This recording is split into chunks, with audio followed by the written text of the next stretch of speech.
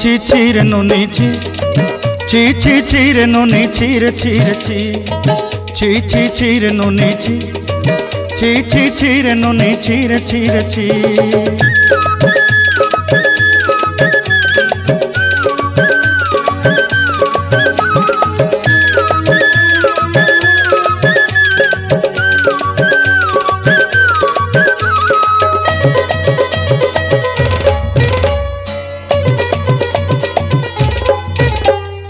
सरते दिनर संग हेबा काजे फाजल नहीं रेल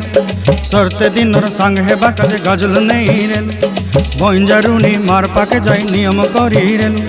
गला गला जक तोर हेली बोली केते कथा कई रेल मुई गाँ जाई करी आसला बेले केंता पासरी देलु रे नुनी छी छी छी छी छी छी रे नुनी छी छी छी छी रे नुनी छी रे छी रे छी।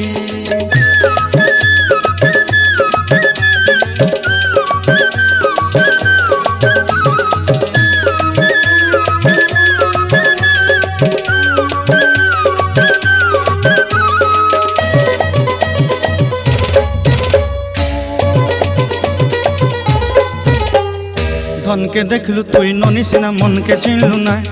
सोना के चिन्हलु बाना के चिन्हलु मुनुष चिन्हलु नाय धन नाई बोली मोर पाके ननी तार काजे उठी गल धन आचे सिना मन नाई ताके तुई जानी न पारिलु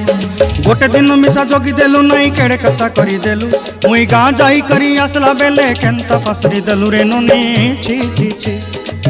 छी छी छी रे ननी छी छी छी छी रे ननी छी रे छी रे छी।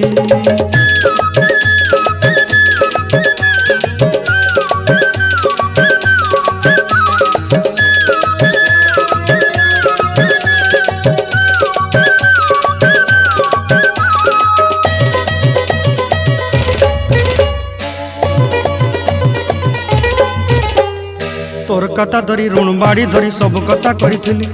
माली मुदी गुना पहरी पांदल सब किनी दही रेली तोर कथा धरी ऋण बाड़ी धरी सब कथा करी रेली माली मुदी गुना पहरी पांदल सब किछि दही तोते सरदा बोली रंग फटाई किनी संगाई दही रेली घरे भोजी भात लगी छेली मेंढा किनी रखीदेली आमर घरे नसाई देलु नानी सबू आशा मोर काय दुख दुई देलु मुई गाँ जाई करी आसला बेले केंता पसरी देलु रे ननी छी छी छी छी छी छी रे ननी छी छी छी छी रे ननी छी रे छी रे छी